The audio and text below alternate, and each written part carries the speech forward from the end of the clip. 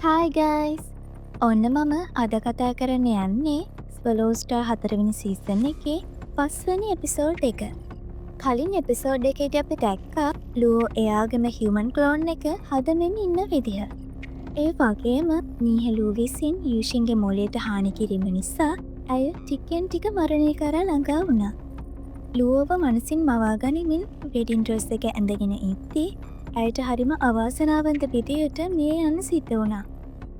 අනික අතට ලුවෝට මෝස්ටගේ බොඩියකෙන් ආයමත් හියමන් බොඩියකට එන්න ලැබුණට පස්සේ ඔහුට මුලින්ම යූෂින් හමුවීමට අවශ්‍ය වුවත් ලුව බාබටාගෙන් දැනගන්නව යූෂින් දැනටමත් මිය ගොස් ඇති බව.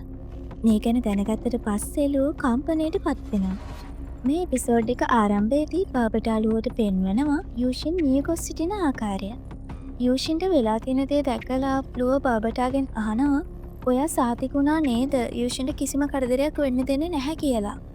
මේ වෙලාවේදී බබටාලුවට කියනවා ඔයා කලබල වෙන්න එපා. ඇය මිය යන්නේ නැහැ. මම ඔයාට දුන්න පෙන්ඩන්ට් එක ඇයව ආරක්ෂා කරාවි. මේ අතර අපි දකිනවා යූෂින්ගේ පෙන්ඩන්ට් එක දීප්මත් වෙමින් එය අවට ශක්තියින් ඇදගන්නා ආකාරය. ඒත් එක්කම යූෂින්ගේ සිරුර ඉහළට එසවිලා පෙන්ඩන්ට් එකේ ශක්තිය යූෂින් තුළට ගලා යන්න පටන් ගන්නවා.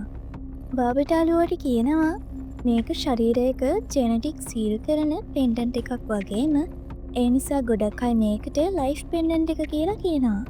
ඒ වගේම මේ පෙන්ඩන්ට් එක භාවිතා කළාට පස්සේ පුද්ගලයෙකුගේ වයස අවුරුදු 1000ක් දක්වා වැඩි වෙනවා. ඒ කියන්නේ යූෂින්ට දැන් අවුරුදු 1000ක ආයු කාලයක් තියෙනවා.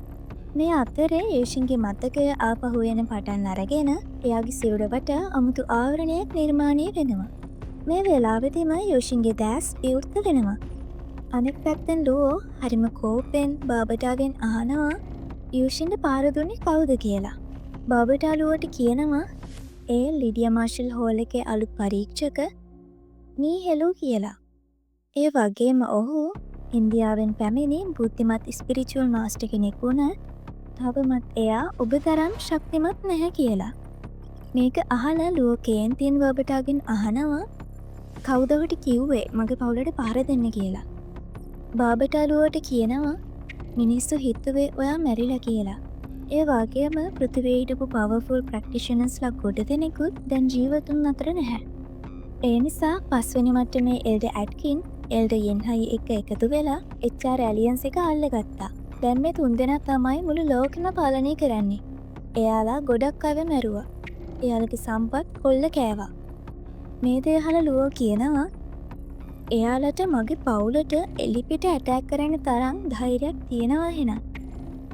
ඊට පස්සේ ලුවෝ බාබටාගෙන් අහනවා පෘථිවිය බේරගන්න තමන්ගේ ජීවිත පූජා කරපු වෝරියර්ස්ලාගේ පවුලට තත්ත්වය කොහමද? එයාලා හොඳින්ද කියලා.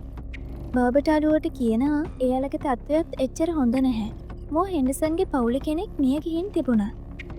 ඒත් මේ තුන්දෙනාගේ ඇක්සිඩන්ට් එකක් කියලා ප්‍රචාරය කරලා ඒ කේස් එක වහලා දැම්මා. මේක අහලා ලුවෝ කියනවා මොකද්ද මේ වෙන්නේ?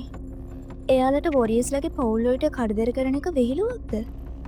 ඊට පස්සේ ලුවෝ හොඳටම කේන්ති ගිහින් කියනවා ඇට්කින් යන්හයි වගේම නීහෙලු මගේ පවුලට වගේම වොරියර්ස්ලාගේ පවුල් වලට හානි කරපු නිසා එයාලට අනිවාර්යයෙන්ම මැරෙන්න සිද්ධ වෙනවා. අනිත් පැත්තෙන් අපි දකිනවා යූෂින් මරණයෙන් අවදි වෙනවා.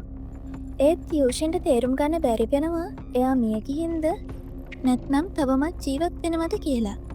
මේ වෙලාවේ යූෂින්ගේ ෆෝන් එකට කෝල් එකක් එනවා. කෝල් එක එන්නේ ලුවෝගෙන් කියලා දැක්කම යූෂින්ට නොදැනීම එයාගේ ඇස් වලින් කඳුළු වැටෙන්න පටන් ගන්නවා. එයා මනසින් මවා ගන්නවා ලුවෝ එයත් එක්ක මේ වෙලාවේ ඉන්නේ කියලා. ඇත්තටම ලුවෝ යූෂින්ව සම්බන්ධ කරගන්න උත්සාහ කළා. යූෂින් එයාගේ මනෝලෝකයක හිටපු නිසා ඒ කෝල් එක ආන්සර් කරන්නේ නැහැ. ලුවෝ කියනවා මම ගෙදර යනවා නම් යන්නේ මේ හැම ප්‍රශ්නයක්ම විසඳුවට පස්සේ කියලා. අනෙක් පැත්තෙන් අපි දකිනවා එල්ඩර් යන්හයි වයින්බෝමින් සංගීතයට සවන් දෙමින් ඉන්න විදිහ. ඔහු ලෝකයේ වටිනාම චිත්‍ර සොරකම් කරලා ඔහුගේ නිවසේ තියලා තිබුණා. මේ වෙලාවෙම යන්හයිගේ ගෙදර කරන්ට් එක ඕෆ් වෙනවා. යන්හයිට ඒ අයි කියලා හිතාගන්න බැරි වුණා. එයා බලනවා ගෙදර හිටපු සේවකයෝ කොහෙ ගිහින්ද කියලා. මොකක් වුණත් සිද්ධ වෙන්න යන නම් හොඳ දෙයක් නෙවෙයි කියලා තේරුණ යන්හයි තනියම කියනවා මම ප්ලැනට් ලෙවල් එකේ භාවනා කරුවේ. කිසිම කෙනෙක්ට භූතයෙක් වගේ මගේ ගෙදරට ඇතුල් වෙන්න බැහැ. මෙහෙම කියලා යන්හයි ගෙදර සේවකීම හොයන්න පටන් ගන්නවා. එතකොටම එතන තිබුණ පියානෝ එක ඔටෝ ප්ලේ වෙන්න පටන් ගන්නවා වගේම ගෙදර බඩු උඩ පාවෙන්න පටන් ගන්නවා. මේ වෙලාවේදී යන්හයි හිතුවවත් නැති විදියට ලූ එතනට ඇවිත් එයාගේ හෙවලි නයිෆ් එකකින් යන්හයිගේ පින්තූරයක් එල් හැඩයට කපලා දානවා. යන්හයි ලුවව දැකලා ෂොක් වෙනවා. එයාට තේරුම් ගන්න බැරි වෙනවා ලුව තවම ජීවත් වෙන්නේ කොහොමද කියලා. ඊට පස්සේ ලුව තමන්ගේ ස්පිරිචුවල් පවර්ස් වලින් යන්හයිව එහෙට මෙහෙට විසි කරලා පහර දීලා අවසානයේදී යන්හයිගේ මනසට ඇටැක් කරලා ඔහුව මරලා දානවා. ටික වෙලාවකට පස්සේ ඇට්කින්ට ආරක්ෂකයින්ගෙන් දැනගන්න ලැබෙනවා එල්ඩ යන්හයි මිය ගොස් ඇති බව. ඒ වගේම ඔහුට වෛද්‍යවරයාගෙන්ද දැනගන්න ලැබෙනවා යන්හයිගේ ශරීරයේ කිසිම තුවාලයක් නොතිබූ බවත් ඔහුගේ මරණයට හේතුව ස්පිරිචුවල් මාස්ටර් කෙනෙක් විසින් සිදු කළ ප්‍රහාරයක් බව. මේ දේ දැනගත්තට පස්සේ ඇට්කින් හිතන්න පටන් ගන්නවා දැනට ප්ලැනට් ලෙවල් එකේ ඉන්න ස්පිරිචුවල් මාස්ටර් නීහෙලු විතරයි. ඒත් එයාට යන්හයිව මරලා දාන්න බැහැ. එහෙමනම් ඔහුව මැරුවේ කවුරු වෙන්න පුළුවන්ද? යන්හයිට සැක හිතෙනවා එල්ඩ ඊස්ට් ගැන. ඒත් ඔහු ඊස්ට්ගේ සිරුර දැක්ක නිසා ඊස්ට් මේ දේ කළා වෙන්නත් බැහැ. එතකොට ලුව මැරිලා කියලත් නිවුස් චැනල් වලින් ප්‍රකාශ කරලා තිබුණා. මේ වගේ දේවල් ඇට්කින් හිතන අතරතුරේ එයා එක පාරටම වාහනේ නතර කරලා හිතන්න පටන් ගන්නවා. ඒ වුණත් අපිට තාම ලුවගේ බොඩි එක හොයාගන්න බැරි වුණා. ඒ කියන්නේ සමහර විට උතම ජීවත් වෙලා ඉන්නවා වෙන්නත් පුළුවන්. අනෙක් පැත්තෙන් අපි දකිනවා නීහෙලුගේ පැලස් එක. ලුවෝ එයාගේ බ්ලැක් ගෝඩ් ආමර් බලය භාවිතා කරමින් එතනට එනවා. එයා තමන්ගේ ස්පිරිචුවල් පවර්ස් යූස් කරලා මාලිගාව පරීක්ෂා කරලා හොයාගන්නවා මෙතන සිකියුරිටි ගාර්ඩ්ස්ලා ගොඩක් ඉන්නවා කියලා සහ ඒ අතරේ නීහෙලු තනියම කාමරයක ඉන්නවා කියලා. මේ වෙලාවේ නීහෙලු ටීවී එක බලමින් ඉතින් නිවුස් වලට කියනවා නීහෙලු ලුව වගේම බුද්ධිමත් බව ඒ නිසා ඔහුට ඊළඟ බුද්ධිමතා වෙන්න පුළුවන් බව. මේක අහලා නීහෙලු කෝපයට පත් වෙලා ටීවී එක කඩලා දාලා කියනවා මම ලුවගේ හෙවණැල්ලක්වත් නෙවෙයි. ඇයි මාවේ පැරිච්ච මනුස්සයත් එක්ක කම්පෙයා කරන්නේ? මේ වෙලාවේ නීහෙලුට ඇට්කින්ගෙන් දුරකථන ඇමතුමක් ලැබෙනවා. ඇට්කින් කියනවා යන්හයි මිය ගිහින් කියලා. මේක අහලා නීහෙලු ෂොක් වෙනවා. ඊට පස්සේ ඇට්කින් නීහෙලුට කියනවා මම හිතන්නේ ලුව තමයි යන්හයිව මරලා දාලා තියෙන්නේ. ඒ නිසා ඔය හැංගිලා ඉන්න. නීහෙලු ඇට්කින්ගෙන් අහනවා ලුව මැරුණා නේද කියලා. මේ වෙලාවේදී ඇට්කින් කියනවා මම හිතන්නේ ඔහු තාම මැරිලා නැහැ. මේ අතරතුර නීහෙලුගේ කාමරයේ බඩු පාවෙන්න පටන් ගන්නවත් එක්කම ලුව එතනට එනවා. ලුවව දැකලා නීහෙලු හොඳටම බය වෙනවා. පස්සේ ලුව නීහෙලුව එයාගේ ස්පිරිචුවල් පවර්ස් වලින් බිත්තියට විසි කරලා දානවා. අනෙක් පැත්තට නීහෙලුත් ලුවට ප්‍රහාර එල්ල කරන්න උත්සාහ කළත් ලුව ඔහු බිත්තිය හරහා ඈතට විසි කරලා කියනවා ගෝල්ඩන් ඕන් මොන්ස්ටර්ගේ සීක්‍රට් ටෙක්නොලොජීස් ප්‍රැක්ටිස් කරපු නිසා මට පුළුවන් මට වඩා පහළ ස්පිරිචුවල් මාස්ටර් කෙනෙක්ව හරිම ලේසියෙන් පාලනය කරන්න. මෙතනදි නීහෙලු ලුවට කියනවා කරුණාකරලා මට එක් වතාවක් ඇහුම්කන් දෙන්න කියලා. නමුත් ලුව ඔහුට සවන් නොදී ඔහුව බිම්මහලට විසි කරලා ඔහුගේ අතපය කඩලා දානවා. එළියේ ඉන්න සිකියුරිටි ගාර්ඩ්ස්ලා මේ කලබලේ ඇහිලා හිතන්නේ මාස්ටර් පූර්ණවීම් කරමින් ඉන්නවා කියලා. මේ වෙලාවේදී ලුව නීහෙලුට කියනවා තමුන්ව ස්පිරිචුවල් මාස්ටර් කෙනෙක් කියලා කියන්නවත් පුළුවන්ද? එහෙම කියලා ලුව ඔහුට මනසින් පහර දීලා ඔහුව එතනම මරලා දාලා පැලස් එකෙන් එළියට විසි කරනවා. මේ වෙලාවේදී නීහෙලුගේ ෆෝන් එකට කෝල් කරන ඇට්කින්ට ඒ කෝල් එක ලුව ආන්සර් කරලා කියනවා ඊළඟට ඔයාගේ වාරි කියලා. මේ වෙලාවේ ඇට්කින්ට තේරුම් යනවා ලුව තාමත් ජීවත් වෙලා ඉන්නවා කියලා වගේම එයාට ලුවගේ ශක්තියෙන් ගැලවෙලා යන්න බැහැ කියලා.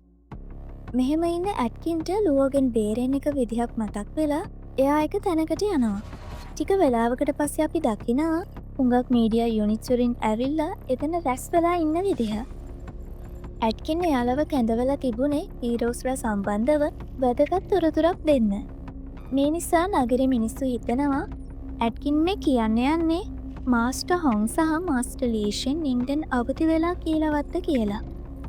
මේ අතරතුර ඇට්කින් සමුඛ සාකච්ඡාවක් දෙන්න ඉස්සරහට එනවා.